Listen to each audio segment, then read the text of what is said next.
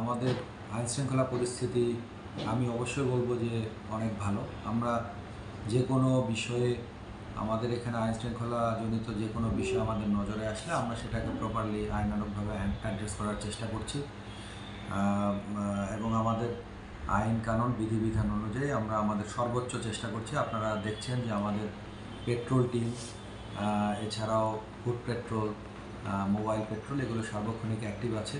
এর মধ্যে যে আইনশৃঙ্খলা ব্যাহত করার মতো কোনো ঘটনা ঘটছে না তা না, বাট আমরা সেগুলোকে প্রপারলি অ্যাড্রেস করছি। ঠিক কত তারা কাজ করতেছে? দেখুন, ট্রাফিক পুলিশ আমাদের ক্রাইম ডিভিশন থেকে আলাদা। ট্রাফিক ডিভিশন তাদের মতো করে ঢাকা শহরের যানজট নিরসনের জন্য সর্বাত্মক চেষ্টা করছে। আমার জানা মতে তারা সকাল 7টা থেকে ডিপ্লয়মেন্ট তারা স্টার্ট করে এবং সেই সময় থেকেই ট্রাফিকের ঊর্ধ্বতন কর্মকর্তারাও পর্যন্ত রাস্তায় থাকে, যানবাহন নিয়ন্ত্রণের চেষ্টা করে। তো এর মধ্যে তারা কিছু নতুন নতুন পরিকল্পনাও হাতে নিয়েছে। বেশ কিছু রোডকে ওয়ান ওয়ে করেছে যাতে ট্রাফিক ব্যবস্থাপনাটা আরও ভালো হয়, আরও স্মুথ হয়। তো তারই ধারাবাহিকতায় নতুন কোনো পরিবর্তন হলে অনেক ক্ষেত্রে অনেক জটিলতা তৈরি হয়। আমার মনে হয়েছে দু একটা জায়গায় একটু মানুষজনের অভ্যস্ততা না থাকার কারণে দু একটা জায়গায় হয়তো সাময়িকভাবে যানজট মনে হচ্ছে বেড়ে গেছে, বাট এগুলো ইন দ্য লং রান আমার মনে হচ্ছে যে একটা সুন্দর পরিস্থিতি আসবে। এবং আপনি যদি খেয়াল করেন বিগত সময়ের থেকে আমার কাছে মনে হয় এখন ঢাকা শহরের যানবাহনের যে শৃঙ্খলা এটা বেটার, অনেক ভালো হয়েছে। ভাই, আমি রীতিমতো কিছুদিন দেখতে পাচ্ছি আপনার ফেসবুক, সোশ্যাল মিডিয়ায় রাত যখন গভীর হয়, রাত 12টা 1টা যখন বেজে যায়, কিছু অসামাজিক কার্যকলাপ রাস্তার সাইডে কিংবা ছিনতাই, হাইজ্যাকার শুরু করে অনেকে বা রিসেন্টলি অনেকে খুন হচ্ছে। বিষয় নিয়ে সে বিষয়ে প্রশাসন আপনার কতটুকু যে একটা ভূমিকা আছে, এবং আগে যে একটা 999 ফোন দিলেও দ্রুত কাজ করতো, আর এখন বর্তমানে কাজটা ধারাবাহিকতা কত দূরত্ব আছে, আবার কতটুকু এবং সংযুক্ত একত্রভাবে কাজগুলো করতেছে? না, এখনও 999-এ ফোন দিলে আমরা থানা পুলিশ খবর পেলে সেই জায়গাগুলোতে অ্যাড্রেস করছি। আর আপনি যে বিষয়গুলো বললেন, দেখেন এই এত ছোট একটা শহর, এই এরিয়াতে এত মানুষের বসবাস, এখানে তো বিভিন্ন ধরনের ঘটনা, ক্রাইম এগুলো তো হয়ে থাকে, হবে।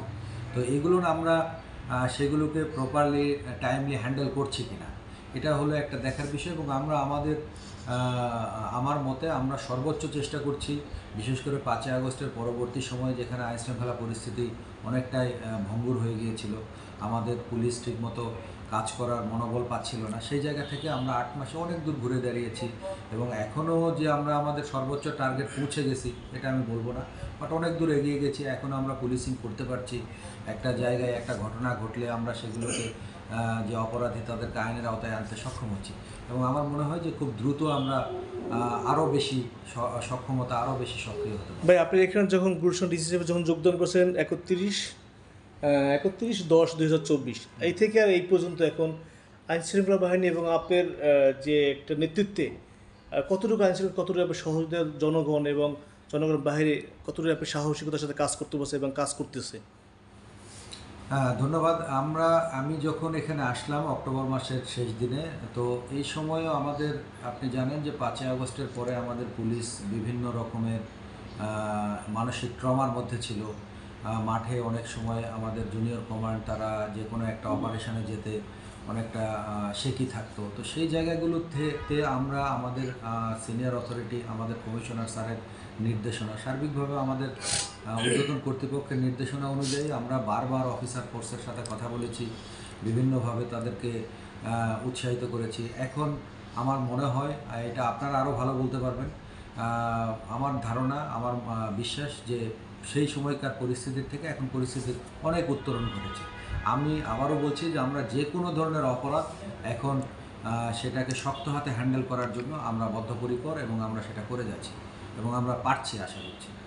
আর যেহেতু সর্বশেষ কথা হলো, বর্তমানে গুলশান বনানীতে যে পরিমাণ কিছু মাদকাসক্তিতে আসক্ত রাত্রে যেমন দেখতেছি, এবং অসামাজিক কিছু কার্যকলাপ চলছে, এই থেকে আপনি কতটুকু আপনার ভূমিকা আছে?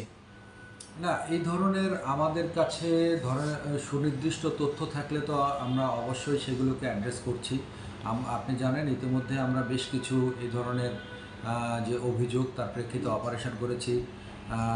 তো আমাদের একটা সমন্বিত উদ্যোগের মাধ্যমে মাঝে মধ্যে হয়তো আমাদের অন্যান্য সংস্থাও করছে। আমরা গত কয়েকদিন আগে ডিবি সহ আমাদের স্থানীয় ক্রাইম বিভাগ সহ আমরা এখানে একটা হোটেলেও অভিযান পরিচালনা করেছি। তো সার্বিকভাবে এগুলো চলবে, এটা একটা চলমান প্রক্রিয়া। এটা তো আর বলা যাবে না যে এই অভিযান করলেই এটা শেষ হয়ে যাবে, বাট আমাদের নজরদারি আছে। আমাদের কাছে কোনো তথ্য থাকলে আমরা সেগুলো যাচাই বাছাই করে এগুলোকে অ্যাড্রেস করব। ভাই মাঝে দেখছি আপনার সোশ্যাল মিডিয়ায় পড়তে থেকে অনলাইনে আপনাদের বনানী থানা ঘোষণা নিয়ে লেখালেখি করতেছে, নেগেটিভ নিউজ, তারপর প্রশাসন কোনো অ্যাকশন নিচ্ছে না, কাজ করতেছে না। আসলে এ থেকে কত সততা আছে এই বিষয় নেবে কি বলতে চাচ্ছেন?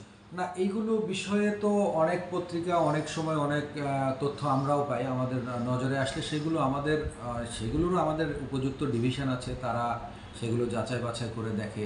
এগুলো আমাদের তদন্ত হয়। তদন্তের প্রক্রিয়া যদি ওই ধরনের কোনো সংশ্লিষ্টতা থাকে তাহলে সেটার তো আইনগত ব্যবস্থা নেওয়া হয়।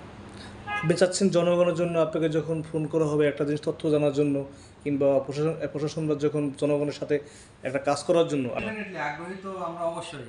এখন আমি আমার কথাই যদি বলি, আমরা এই সময়টাতে আমি বলবো যে আমরা নিরলসভাবে কাজ করে যাচ্ছি, দিন রাত জেগে। রাতের বেলাতেও আমরা আমাদের বেশিরভাগ অফিসার ফোর্স মাঠে অ্যাক্টিভ আছে।